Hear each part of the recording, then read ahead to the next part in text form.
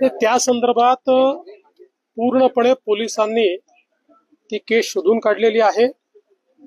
जे काळाराम मंदिराच्या आसपास राहणाऱ्या लोकांना धमकी देणारं पत्र त्या ठिकाणी पब्लिश करण्यात आलं होतं, ते ज्यांनी पब्लिश केलं त्याला अटक करण्यात आलेली आहे।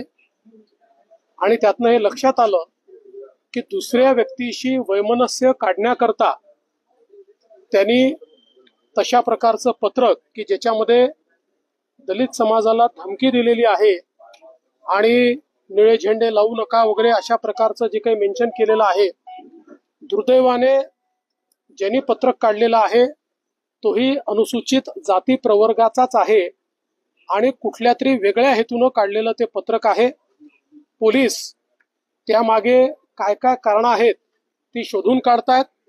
त्याच्याकडे 4 मोबाईल 2 लॅपटॉप मिळालेले आहेत। त्यामुळे अन्य कोणी या ठिकाणी त्याच्या पाठीशी आहे का, दंगल घडवून आणण्याकरता अशा प्रकारचं पत्रक त्यांनी काढलं आहे का।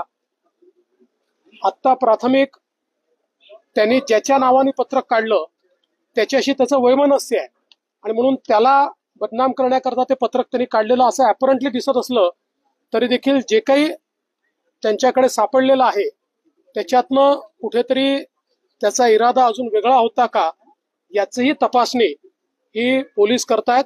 नाशिक पोलिसांनी तात्काळ हे शोधून काढल्यामुळे यातनं कुठेतरी कलुषित मन होऊन पुढे कायदा सुव्यवस्था निर्माण होणं या सगळ्या गोष्टी टळलेल्या आहेत। पण यातनं एक गोष्ट मात्र लक्षात घेतली पाहिजे की यापुढे देखील अशा प्रकारचे प्रयत्न होऊ शकतात। असं एखादं पत्रक काढायचं आणि पकडलं गेलं तरी सोशल मीडियावर ते चालवून द्यायचं, जेणेकरून लोकांमध्ये गैरसमजुती तयार व्हायच्या आणि त्यातनं दंगा सदृश स्थिती तयार व्हायच्या अशा प्रकारचे प्रयत्न हे यापुढे होऊ शकतात। आणि म्हणून त्याच्याकडे पूर्ण लक्ष ठेवून आम्ही आहोत। मी डीजींना आणि SID ला देखील त्या संदर्भातली सगळी जी काही वस्तुस्थिती सांगितलेली आहे। काही राजकीय नेत्यांनी देखील काल ते पत्रक ट्विट वगैरे केलं। त्यांनाही माझी विनंती आहे की अशा प्रकारच्या गोष्टींमध्ये शहानिशा न करता, वस्तुस्थिती न पाहता अशा प्रकारे जर आपण कराल तर त्यातनं समाजामध्ये तेढ निर्माण होईल।